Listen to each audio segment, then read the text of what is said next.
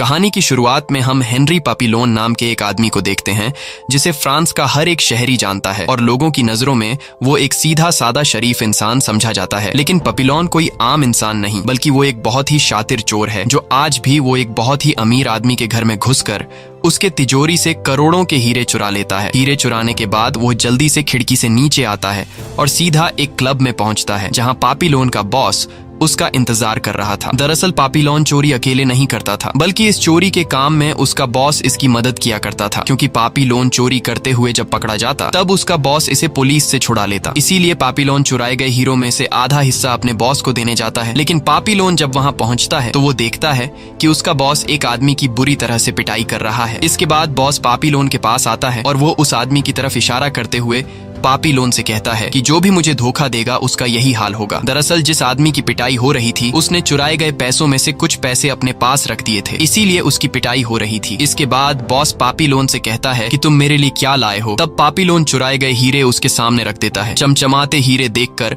Boss पापिलोन से काफी खुश होता है और मजाक में बॉस पापिलोन से कहता है कि क्या तुमने भी उस आदमी की तरह अपने पास कोई हीरा तो छुपा कर नहीं रखा। जिस पर पापिलोन मुस्कुराते हुए जवाब देता है कि मैंने अपने लिए बड़े वाले हीरे अपने पास रख लिए हैं। यह सुनकर उसका बॉस भी हंसने लगता है और पापिलोन से कहता है कि मुझे तुम पर पूरा यकीन है कि मुझे तुम धोखा नहीं दे सकते। इसके बाद पापिलोन क्लब से निकलकर सीधा अपनी गर्लफ्रेंड के पास जाता है जिसका नाम नेनेट है। ये दोनों एक दूसरे से बहुत प्यार करते हैं और यहाँ पापिलोन चुराया गया एक हीरे का नेकलेस नेनेट को देता है। साथ ही वो कुछ हीरे भी नेनेट के हाथ में थमा देता है, जिससे हमें पता चलता है कि पापिलोन ने चुराए गए हीरों में से सारे हीरे अपने बॉस को नहीं दिए, बल्कि उसने अपने पास कुछ हीरे छुपा कर रख दिए थे। अब यहाँ हम देखते हैं एक आदमी छुपकर इन पर नजर रख रहा था, जो कि असल में बॉस ने इस आदमी को पापिलोन का पीछा करने को कहा था। और यहाँ उस आदमी को पता चल जाता है कि पापिलोन ने बॉस को धोखा देकर अपने पास कुछ हीरे छुपा कर रख दिए थे। लेकिन पापिलोन को इस बात की कोई खबर नहीं थी कि कोई उसका पीछा कर रहा है। इसके बाद ये दोनों अपने घर चले आते हैं और सो जाते हैं। अगली सुबह जब इनकी आंख खुलती है तो नेनेट पापिलोन से कहती है कि मुझे यहाँ पर नहीं रहना, मुझे गांव जाना है जहां हम दोनों एक सुकून भरी जिंदगी गुजारेंगे। जिस पर पापिलोन नेनेट से कहता है कि गांव में कुछ भी नहीं है। मैंने कल रात जितने पैसे कमाए हैं गांव के लोग एक साल में भी उतना पैसा नहीं कमा सकते। ये सुनकर नेनेट नाराज हो जाती है और कहती है कि तुम्हारे लिए पैसे ही सब कुछ है। तब पापिलोन उसे राजी करते हुए कहता है कि मुझे सिर्फ 6 महीने का टाइम दो। 6 महीनों में मैं इतना पैसा कमा लूंगा कि मुझे दोबारा चोरी करने की जरूरत ही नहीं पड़ेगी और हम दोनों गांव में एक सुकून भरी जिंदगी गुजार पाएंगे। लेकिन ये सब कहते हुए पापिलोन को कुछ पता नहीं था कि कुछ देर बाद उसके साथ कुछ ऐसा होने वाला है जिससे उसकी जिंदगी पूरी तरह से बर्बाद हो जाएगी। अब ये दोनों एक दूसरे से बातें कर ही रहे होते हैं कि तभी दरवाजे पर मकान मालिक नॉक करता है। पापिलोन को लगा कि शायद मकान मालिक घर का किराया लेने आया है, इसलिए वो दरवाजा खोलने जाता है। पर जैसे ही वो दरवाजा खोलता है तभी कुछ पुलिस वाले अंदर आते हैं और वो पापिलोन को किसी के खून के इल्जाम में अरेस्ट कर लेते हैं। दरअसल इन पुलिस वालों को पापिलोन के बॉस ने यहाँ भेजा था, क्योंकि उसे पता चल गया था कि पापिलोन ने उसे धोखा दिया है। यहाँ पापिलोन पुलिस से कहता है कि मैंने किसी का खून नहीं किया, लेकिन पुलिस वाले उसकी कोई बात नहीं सुनते और सीधा उसे पुलिस स्टेशन ले जाते हैं। अगले दिन नेनेट पापिलोन से मिलने पुलिस स्टेशन जाती है और वहाँ नेनेट पापिलोन को बताती है कि तुम्हें एक आदमी के खून के इल्जाम में उम्र भर कैद हुई है। और यहाँ पापिलोन को पता चलता है कि उस रात उसका बॉस जिस आदमी की पिटाई कर रहा था उसे उन लोगों ने पीट पीट कर मार डाला और उसका इल्जाम पापिलोन पर लगा दिया। नेनेट उससे कहती है कि परेशान मत हो, मैं कोर्ट में अपील करूंगी और तुम्हें जल्द ही छुड़ा लूंगी। लेकिन पापिलोन कहता है इसका कोई फायदा नहीं, क्योंकि मुझे फंसाया गया है। तुम चाहे जितनी बार भी मेरे लिए कोर्ट में केस लड़ो, पुलिस मुझे नहीं छोड़ेगी, क्योंकि मुझे जेल में रखने के लिए मेरे बॉस ने पुलिस को पैसे दे दिए हैं। इसलिए मुझे यहाँ से कोई भी कानून छुड़वा नहीं सकता और अब मुझे खुद ही जेल से भागना पड़ेगा। वो नेनेट से कहता है कि जेल से भागने के बाद मैं सबसे पहले उस आदमी को मारूंगा जिसने यहाँ मुझे फंसाया है। उसके बगल में ही जूलियट नाम का एक दूसरा कैदी उसे कहता है कि अगर तुम्हें यहाँ से भागना है तो तुम भाग सकते हो, लेकिन यहाँ से भागने के लिए तुम्हें बहुत सारे पैसों की जरूरत होगी। इसके बाद उन सभी कैदियों को मेडिकल के लिए ले जाया जाता है और उन्हें जेल की यूनिफॉर्म पहनाकर एक साथ लाइन में खड़ा किया जाता है। वहां पर बहुत सारे कैदी थे, लेकिन जूलियट पापिलोन को एक खास आदमी की तरफ इशारा करते हुए कहता है कि इस आदमी का नाम लोयस है और वो एक करोड़पति है, क्योंकि वह यहाँ आने से पहले करोड़ों रुपए के जाली कागजात बनाया करता था और अब भी उसने अपने पास ढेर सारे पैसे छुपा कर रखे हैं। जूलियट पापिलोन से कहता है लेकिन वह यहाँ ज्यादा दिन जिंदा नहीं रह पाएगा, क्योंकि उससे पैसे छीनने के लिए यहाँ के कैदी उसे मार डालेंगे। मेडिकल होने के बाद सभी कैदियों को जेल के कपड़े पहनाकर शहर के रास्ते से जेल ले जाया जाता है। अब यहाँ रास्ते में लोएस की बीवी एक वकील के साथ लोएस से मिलने आती है, जो लोएस से कहती है कि तुम परेशान मत हो, और वह लोएस से वादा करती है कि वकील की मदद से मैं तुम्हें कुछ ही हफ्तों में जेल से छुड़वा लूंगी। अब यहाँ सभी कैदियों को समुद्र में बनी जेल में ले जाने के लिए एक शिप में बैठाया जाता है, और जब सभी कैदी शिप में बैठ जाते हैं तब पापीलोन सीधा लोएस के पास आता है और लोएस से कहता है कि इस जेल में बहुत से खूंखार कैदी हैं जो तुम्हारी जान के पीछे पड़े हैं, क्योंकि वो तुमसे पैसे छीनना चाहते हैं। लेकिन अगर तुम चाहो तो मैं तुम्हारा बॉडीगार्ड बन सकता हूँ। मैं तुम्हारे सोते जागते हर वक्त तुम्हारी रक्षा करूंगा, लेकिन तुम्हें इस काम के लिए मुझे पैसे देने होंगे। ये सुनकर लोएस मुस्कुराता है और कहता है कि मुझे तुम्हारी मदद की कोई जरूरत नहीं, क्योंकि यहाँ मेरी सेफ्टी के लिए गार्ड्स हैं। लेकिन उसका ये भरम जल्द ही टूटने वाला था, क्योंकि वह कभी जेल की वहशीपन से रूबरू नहीं हुआ था। और जैसे ही रात होती है तब सभी कैदी सो जाते हैं, लेकिन जब आधी रात होती है तब किसी आहट से लोएस की आंख खुल जाती है और वो देखता है कि एक आदमी उसके बगल वाले कैदी का गला काटकर उसे मार देता है, और उस कैदी ने जो पैसे अपने पास छुपा कर रखे थे वह उससे छीन लेता है, और उन पैसों में से कुछ पैसे वह लंबा चौड़ा आदमी वहीं पर फेंक देता है। कुछ देर बाद वहां एक गार्ड आता है और उस लंबे चौड़े आदमी ने जो पैसे फेंके थे वह गार्ड उन पैसों को उठा लेता है। यह सब देखकर लोएस बहुत ज्यादा डर जाता है और अब जाकर उसकी अक्ल ठिकाने आ जाती है। लोएस समझ जाता है कि यहाँ उसकी जान को खतरा है, क्योंकि उसके पास ढेर सारे पैसे हैं, और उसने देखा कि यहाँ के गार्ड्स भी कैदियों के साथ मिले हुए हैं। सुबह होते ही लोएस सीधा पपीलोन के पास जाता है और पपीलोन से कहता है कि मैं तुम्हें पैसे देने के लिए तैयार हूँ, बस तुम्हें मेरी हिफाजत करनी है। अब पपीलोन को जेल से भागने के लिए पैसों की जरूरत थी, इसलिए वह मान जाता है, और पपीलोन लोएस से कहता है कि जिस दिन मैं इस जेल से भागूंगा तब मैं तुम्हें अपने साथ ले जाऊंगा। लेकिन लुइस मुस्कुराते हुए कहता है कि तुम्हें मेरी टेंशन लेने की जरूरत नहीं है, मैं यहाँ से भागना नहीं चाहता, क्योंकि जल्द ही मेरी बीवी मुझे यहाँ से छुड़ा लेगी। ये सुनकर पापीलोन लुइस से कहता है कि तुम बहुत ही बड़े बेवकूफ हो, तुम्हारी बीवी तुम्हें यहाँ से कभी भी नहीं छुड़ाने वाली है। ये कहकर पपीलोन वहां से चला जाता है। अब रात हो जाती है और हम देखते हैं कि वही लंबा चौड़ा कैदी इस बार लुइस को मारने के लिए आ रहा है, लेकिन इससे पहले कि वो कैदी लुइस को मार पाता तभी पीछे से पापीलोन आ जाता है और पापीलोन उस कैदी को बुरी तरह से पीटने लगता है। वो उस कैदी को इतने बुरे तरीके से मारता है कि उसकी हालत खराब कर देता है।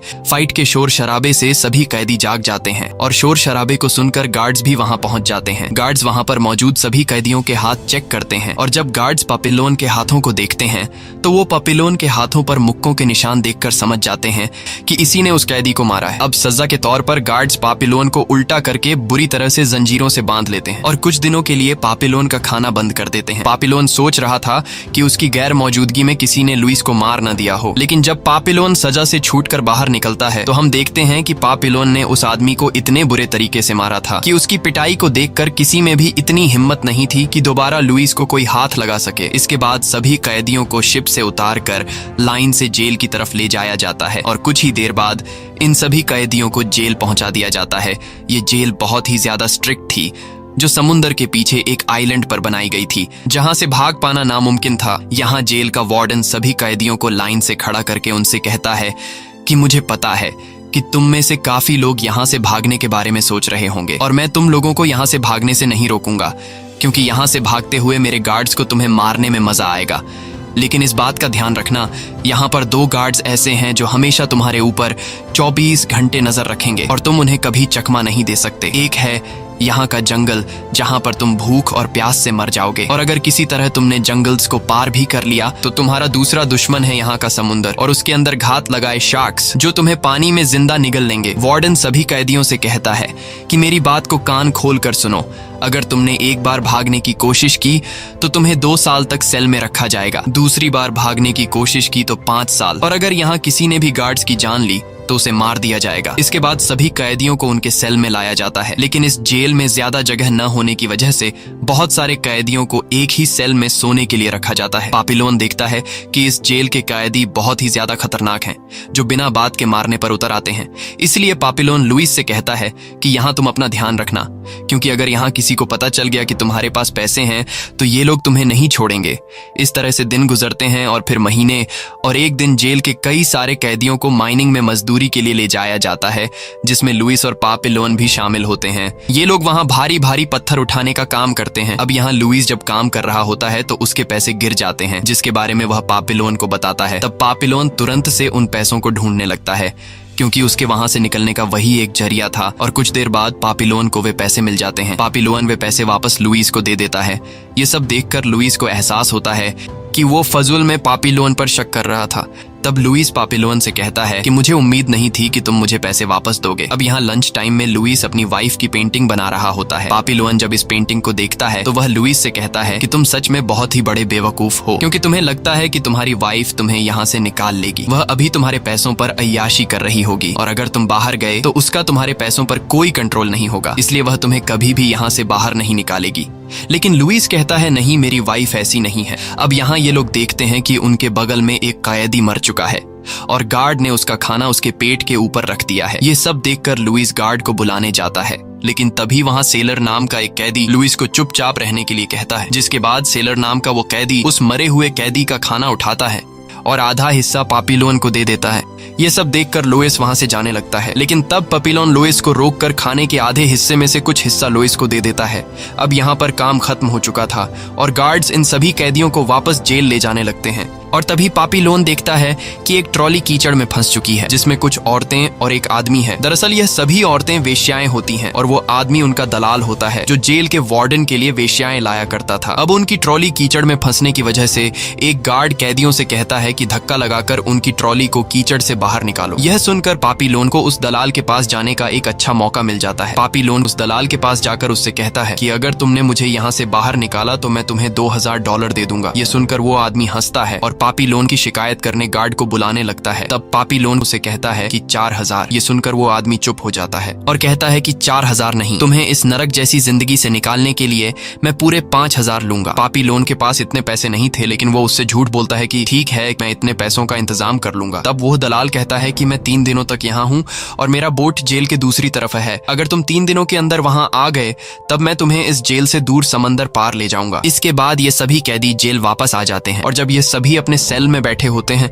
तभी जेल के सायरन बजने लगते हैं और उन्हें पता चलता है कि जेल से एक कैदी भाग गया है। ये सब सुनकर पापीलोन भी समझ जाता है कि इस जेल से भागना कोई बड़ी बात नहीं है, अगर वो भाग सकता है तो मैं भी भाग सकता हूँ। अगले दिन सभी कैदी नहा रहे होते हैं, तभी कुछ कैदियों को पता चल गया होता है कि लुइस के पास ढेर सारे पैसे हैं, इसलिए वो कैदी लुइस को मारने के लिए आगे बढ़ते हैं। लेकिन तभी पापीलोन उन्हें देख लेता है और लुइस पर हमला करने से पहले पापीलोन उनसे लड़ पड़ता है और काफी देर तक उनके बीच फाइट होती है। फाइट के दौरान लुइस एक टैंक के पीछे जाकर छुप जाता है। कुछ देर बाद पापीलोन इन सभी को हरा देता है, लेकिन फाइट के दौरान पापीलोन को भी चोट आई थी। अगली सुबह वार्डन सभी कैदियों को लाइन से जमीन पर बिठा देता है और कहता है कि मैंने तुम सभी को कुछ रूल्स बताए थे, लेकिन तुम में से एक कैदी ने रूल तोड़ा है। दरअसल एक दिन पहले जब पूरे जेल में किसी कैदी के भागने की खबर फैल गई थी, उस कैदी को गार्ड्स ने पकड़ लिया, लेकिन भागने से पहले उसने एक गार्ड को मार दिया था। उस कैदी को जब सबके सामने लाया जाता है तो पापीलोन देखता है कि जिस आदमी की वो बात कर रहे थे वो कोई और नहीं बल्कि जूलियट था। अब रूल्स के मुताबिक वार्डन सभी के सामने जूलियट का सिर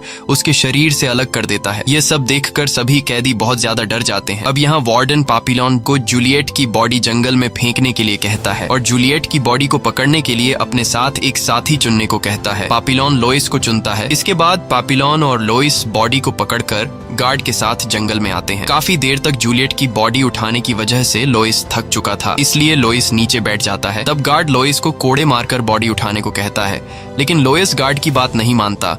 तब वो गार्ड लुइस पर कोड़े बरसाना शुरू कर देता है, जिसे देखकर पापीलोन को गुस्सा आ जाता है और वो एक पत्थर उठाकर उस गार्ड के सर पर दे मारता है, जिसके बाद वो यहाँ से भागने लगता है। तब गार्ड्स भी उसका पीछा करते हैं और उस पर गोलियां चलाने लगते हैं, लेकिन पापीलोन जल्द ही पास की नदी में कूदकर उनसे दूर चला जाता है और नदी से तैरते हुए सीधे उस दलाल के पास जाता है जो उसके किनारे पर बोट लेकर इंतजार कर रहा था। पापीलोन उस दलाल से कहता है कि चलो मुझे यहाँ से दूर ले जाओ, लेकिन वो दलाल पापीलोन से पूछता है कि मेरे पैसे कहाँ हैं। तब पापीलोन उसे बताता है कि मेरे पास पैसे नहीं हैं, लेकिन मैं वादा करता हूँ अगर तुम मुझे फ्रांस ले गए तो वहां मैं तुम्हें इतने पैसे दूंगा जितना तुमने सोचा भी नहीं होगा। ये सुनकर वह दलाल जोर जोर से हंसने लगता है और तभी हम देखते हैं कि चारों तरफ से पापीलोन को गार्ड्स ने घेर लिया है। दरअसल यह दलाल जेल के वार्डन से मिला हुआ था। वो दलाल पापीलोन से कहता है अगर तुम मुझे $5000 दे भी देते तब भी मैं तुम्हें यहाँ से नहीं लेकर जाता, क्योंकि वार्डन मुझे तुम्हारी तरह कैदियों को पकड़वाने के 2 गुने पैसे देता है। इसके बाद गार्ड्स पापीलोन को पकड़कर फिर से जेल में ले आते हैं और जब पापीलोन को वार्डन के सामने लाया जाता है तो वार्डन उसे कहता है कि तुम्हारी किस्मत बहुत अच्छी है कि जिस ऑफिसर पर तुमने हमला किया था उसकी मौत नहीं हुई, क्योंकि अगर वो मर जाता तो हम तुम्हारे साथ भी वही करते जो हमने उस कैदी के साथ किया था। अब जिस तरह वार्डन ने कहा था कि जो कोई भी जेल से भागने की कोशिश में पकड़ा जाएगा उसे 2 साल काल कोठड़ी में डाल दिया जाएगा, इसलिए रूल तोड़ने के लिए पापीलोन को काल कोठड़ी में डाल दिया जाता है। काल कोठड़ी एक बहुत ही छोटी सी जगह थी जहाँ हर वक्त अंधेरा रहता था और यहाँ कैदी को पूरे 2 साल तक बिना किसी से बात किए अकेला रहना पड़ता था। अब यहाँ शुरू के कुछ दिनों में पापीलोन नॉर्मल रहता है, लेकिन जैसे ही कुछ महीने गुजरते हैं पापीलोन का दिमागी संतुलन बिगड़ने लगता है। साथ ही उसे खाने के नाम पर सिर्फ उबला हुआ पानी दिया जाता था, जिसकी वजह से उसका शरीर कमजोर हो गया था। एक दिन वो अपने दरवाजे के निचले हिस्से से देखता है कि कुछ गार्ड्स एक मरे हुए कैदी को घसीट कर ले जा रहे हैं।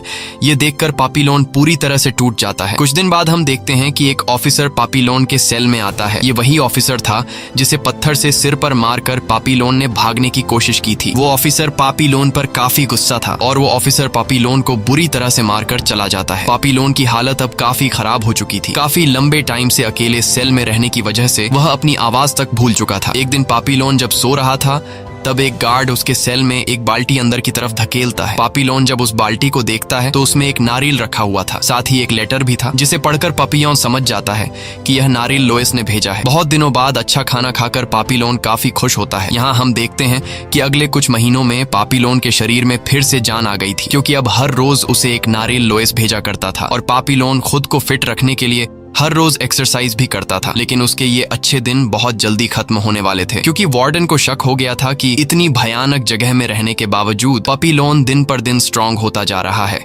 और एक दिन हर रोज की तरह पापीलोन जब बाल्टी से नारियल निकालने जाता है तब एक दूसरा गार्ड आकर उस बाल्टी को दरवाजे से वापस बाहर निकालकर चेक करता है और उस गार्ड को अंदर वह नारियल मिल जाता है। ये सब देखकर वो गार्ड उस दूसरे गार्ड को मार डालता है जो पापीलोन के लिए बकेट में नारियल लाया करता था। जिसके बाद वह गार्ड सीधे जाकर वार्डन को बुलाता है। वार्डन पापीलोन के पास आकर उससे पूछता है कि तुम तक यह नारियल हर रोज कौन पहुंचाता था। पापीलोन अपने दोस्त लोइस को बचाने के लिए कुछ भी नहीं बोलता। वार्डन पापीलोन से कहता है कि अगर तुमने उस आदमी का नाम नहीं बताया तो मैं तुम्हारा यहाँ जीना और भी मुश्किल कर दूंगा। लेकिन पापीलोन कुछ भी बताने को तैयार नहीं था, जिसके बाद सजा के तौर पर वार्डन उसका राशन आधा कर देता है। कुछ महीनों बाद वह जेलर फिर से पापीलोन से मिलने आता है। इस बार वार्डन पापीलोन के लिए सूप लाया था। बदले में वार्डन बस उसे नारियल भेजने वाले का नाम पूछता है। वार्डन को लगा कि वो कई दिनों से कुछ न खाने पर सूप को देखकर वो सब कुछ बता देगा, लेकिन पापीलोन खुद सूप पीने के बजाय उल्टा चम्मच से वार्डन को पिलाने लगता है। अब यह देखकर वार्डन बहुत ज्यादा गुस्सा हो जाता है और वार्डन गार्ड से कहता है कि इसके सेल की लाइट हमेशा के लिए बंद कर दो। अब पापीलोन के लिए यहाँ रहना काफी मुश्किल हो गया था। एक तो अकेलापन और ऊपर से काले अंधेरे में टाइम का भी पता न चलना कि दिन है या रात। अब दिन पर दिन पापीलोन की दिमागी हालत खराब होने लगती है और वह खुद से बातें करने लगता है। साथ ही उसे अजीब तरह के डरावने विजन्स आने लगते हैं। पापीलोन इस नर्क जैसी जिंदगी से तंग आकर खुद को मारने की भी ट्राई करता है, लेकिन फिर वह ऐसा करने से रुक जाता है। इस तरह से काल कोठड़ी में रहते हुए पापीलोन के 2 साल पूरे हो जाते हैं और इन 2 सालों में पापीलोन की दिमागी हालत अब पूरी तरह से खराब हो चुकी थी। और जब गार्ड्स उसे बाहर निकालते हैं तो हम देखते हैं कि पापीलोन की बॉडी ने काम करना बंद कर दिया है, जिसके बाद गार्ड्स पापीलोन को हॉस्पिटल ले जाते हैं जहां उसे लोइस मिलने आता है।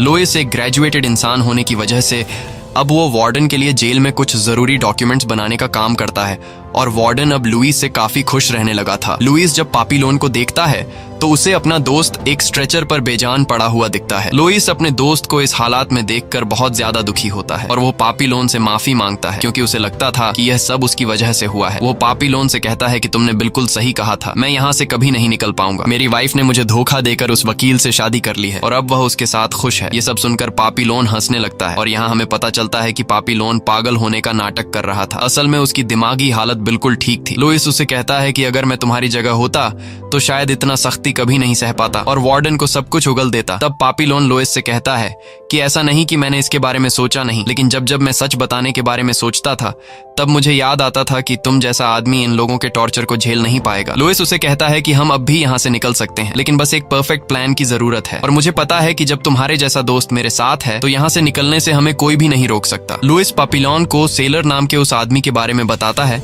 जिसने कभी पापिलोन के साथ खाना आधा किया था। लुइस कहता है कि सेलर ने बाहर के एक आदमी से बोट का इंतजाम कर लिया है और संडे को वार्डन कुछ ऑफिसर्स के साथ जेल में मूवी देखने वाला है। जब वार्डन और गार्ड्स मूवी देखने में मसरूफ होंगे तब मौके का फायदा उठाते हुए हम जेल से भाग जाएंगे। उनकी बातें चल ही रही होती हैं कि तभी अचानक पापिलोन लुइस को पकड़कर जोर जोर से चिल्लाने लगता है ताकि डॉक्टर्स को लगे कि उसे फिर से दौरे पड़े हैं और वो उसे बेहोशी की गोलियां खिलाएं। और होता भी ऐसा ही है। जब डॉक्टर्स पापिलोन को बेहोशी की गोली खिलाते हैं तब पापिलोन उसे निगलता नहीं बल्कि अपने मुंह में रख लेता है और डॉक्टर के जाने के बाद पापिलोन अपने मुंह से बेहोशी की गोली निकालकर जमा करने लगता है। रात को पापिलोन सैम नाम के एक लड़के के पास जाता है और पापिलोन उसे भी अपनी टीम में शामिल कर लेता है। दरअसल इस जेल के जिस गार्ड के पास सभी लॉकर्स की चाबियां थीं, वह गार्ड सैम को पसंद किया करता था। इसलिए पापिलोन सैम से कहता है कि संडे को हम यहाँ से भागने वाले हैं और उस दिन तुम्हें जैसे तैसे करके उस गार्ड का ध्यान भटकाना है और उसकी चाबियां चुराकर हमें देनी है। सैम मान जाता है। अगले दिन सेलर भी उनके प्लान में शामिल हो जाता है, जिसने पहले से बाहर बोट का इंतजाम कर रखा था, लेकिन अब उसे सिर्फ उस बोट के मालिक को पैसे देने थे। लेकिन सेलर के पास पैसे नहीं थे और वह पैसे लुइस उसे दे देता है।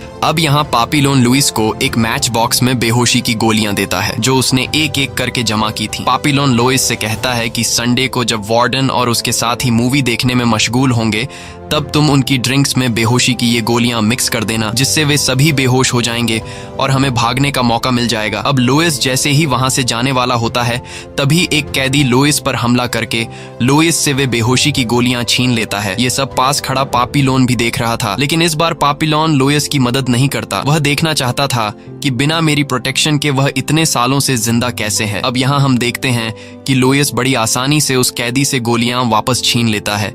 यह सब देखकर पापिलोन काफी खुश होता है। अब लुइस पहले जैसा नहीं रहा। यहाँ के माहौल ने उसके डर को खत्म कर दिया था। अब वह रात आ जाती है जिस रात ये लोग यहाँ से भागने वाले थे, जिसके बाद ये चारों अपने प्लान को अंजाम देने के काम पर लग जाते हैं।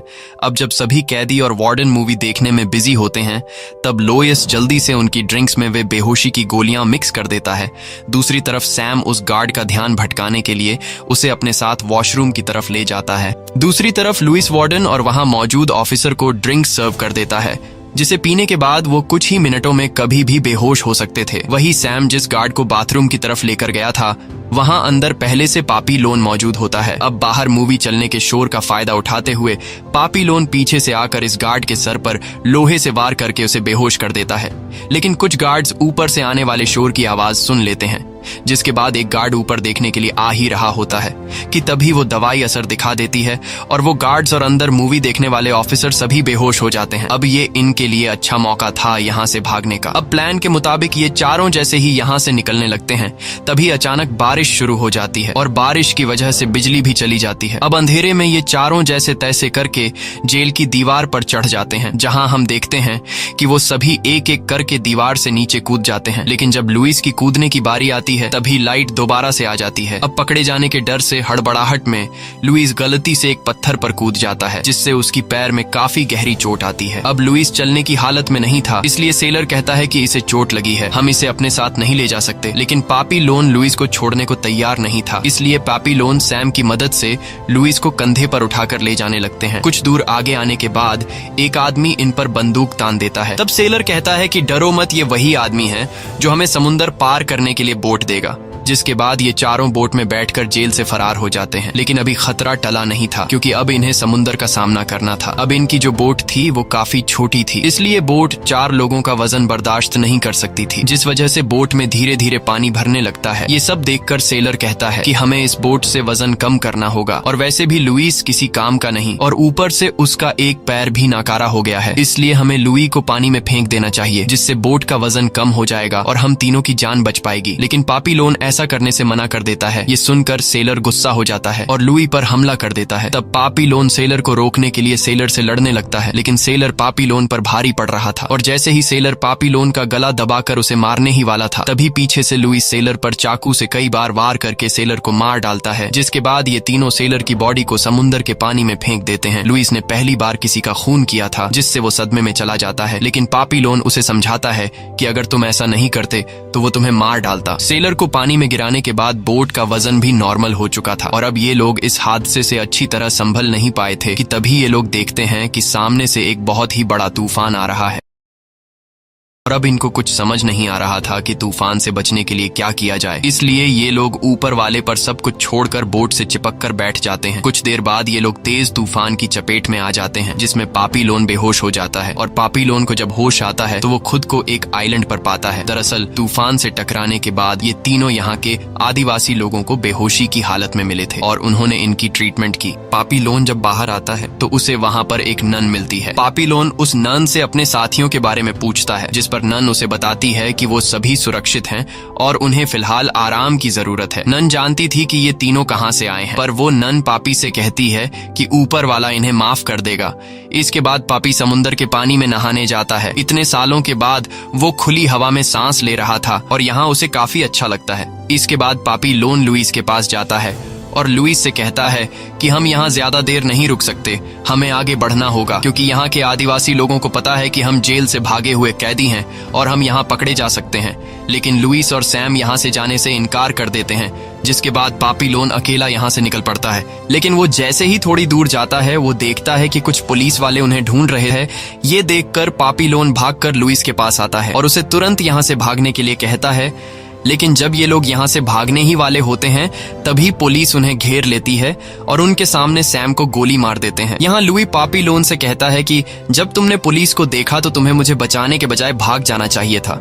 इसके बाद पुलिस इन दोनों को पकड़ लेती है। यहाँ इन्हें पता चलता है कि पुलिस को इनकी खबर उस नन ने दी थी, जिसके बाद पापीलोन को पकड़कर फिर से जेल में लाया जाता है और रूल्स के मुताबिक दूसरी बार भागने के लिए उसे 5 साल के लिए काल कोठरी में डाल दिया जाता है। अब यहाँ हमें सीधा 5 साल बाद का सीन दिखाया जाता है, जहाँ हम देखते हैं कि पापीलोन वो पहले वाला पापीलोन नहीं रहा, बल्कि अब वो एक जिंदा ढांचा बन गया है और पापीलोन अब बूढ़ा हो चुका है। जिस दिन उसे पकड़ा गया था उस दिन के बाद से उसे हमेशा काल कोठरी में ही रखा गया ताकि ये दोबारा कभी भागने की कोशिश न करे। और आज पापीलोन के काल कोठरी में 5 साल पूरे हो गए थे, इसलिए जेल का वार्डन उसे खुद देखने आता है। वार्डन देखता है कि पापीलोन अभी तक जिंदा है और उसे कहता है कि बहुत कम लोग होते हैं जिनके अंदर तुम्हारे जितनी बर्दाश्त होती है। वार्डन उससे पूछता है कि तुम आखिर किसकी तलाश कर रहे हो कि जिसकी वजह से तुम्हारे अंदर उम्मीद अभी भी बची हुई है? क्या तुम्हें अभी भी लगता है कि तुम यहाँ से भाग सकते हो? लेकिन पापीलोन वार्डन को कोई जवाब नहीं देता, जिसके बाद गार्ड्स उसे ले जाने लगते हैं और पापीलोन को ले जाते वक्त वार्डन उसे देख रहा होता है। इसके बाद गार्ड्स पापीलोन को एक बोट में बिठाकर दूसरे जेल में शिफ्ट करने ले जाते हैं, जिसका नाम डेविल्स आइलैंड है। ये एक ऐसी जेल थी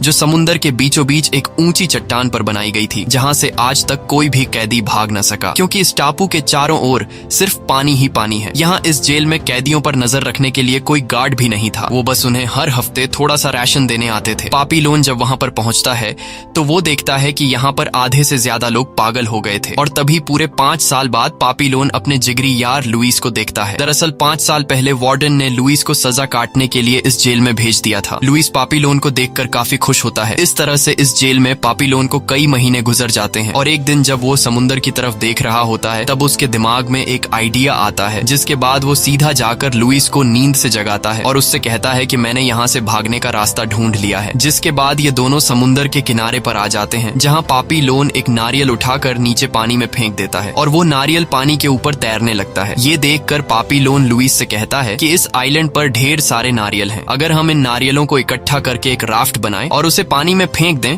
तो समुद्र की लहरें हमें अपने साथ बाहरी किनारे पर ले जाएंगी। लुइस को ये आइडिया अच्छा लगता है, जिसके बाद ये लोग नारियल को बोरियों में भरना शुरू कर देते हैं और फिर ये लोग नारियल की बोरियों को लेकर चट्टान के किनारे पर आते हैं, जहाँ पापीलोन दोनों बोरियों को बांधकर एक राफ्ट बना लेता है। अब बस इनकी कूदने की देरी थी, लेकिन यहाँ लुइस जब अपनी हालत देखता है तो वो पापीलोन से कहता है कि मैं यहाँ से नहीं जाना चाहता। पापीलोन उसे वजह पूछता है, तब लुइस उसे बताता है कि तुम्हारा यहाँ से जाना जितना जरूरी है, शायद उतना जरूरी मेरा यहाँ रुकना है, क्योंकि अब बाहर की दुनिया में मेरा कुछ भी नहीं बचा। मैं इस जिंदगी का आदी हो गया हूँ और मुझे पता है कि अब वहाँ मैं सरवाइव नहीं कर पाऊंगा। पापीलोन समझ जाता है कि लुइस यहाँ रहकर ही खुश रहेगा, जिसके बाद वो जोर से लुइस को गले लगाकर रोने लगता है और आखिरी बार लुइस को अलविदा कहता है। अब पापीलोन अकेला ही यहाँ से निकलने की तैयारी करने लगता है। तब लुइस चुपचाप शांति से पापी को देख रहा होता है। लुइस यहाँ पर कई सालों से था और उसे पता था कि इतनी ऊंचाई से कूदने वाला आदमी कभी जिंदा नहीं बचा, लेकिन वो पापी को रोकने की कोशिश नहीं करता, क्योंकि वो जानता था कि जो आदमी इस हालत में भी यहाँ से भागने के बारे में सोच सकता है,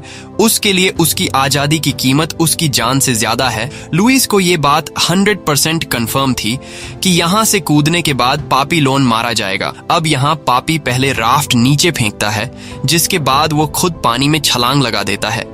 पापी के पानी में जाने के बाद लुइस उसे देखने की कोशिश करता है, लेकिन उसे पापी दिखाई नहीं देता, जिससे लुइस समझ जाता है कि पापी मर गया है। लेकिन तभी लुइस को पापीलोन की आवाज सुनाई देने लगती है। लुइस देखता है कि पापीलोन जिंदा है।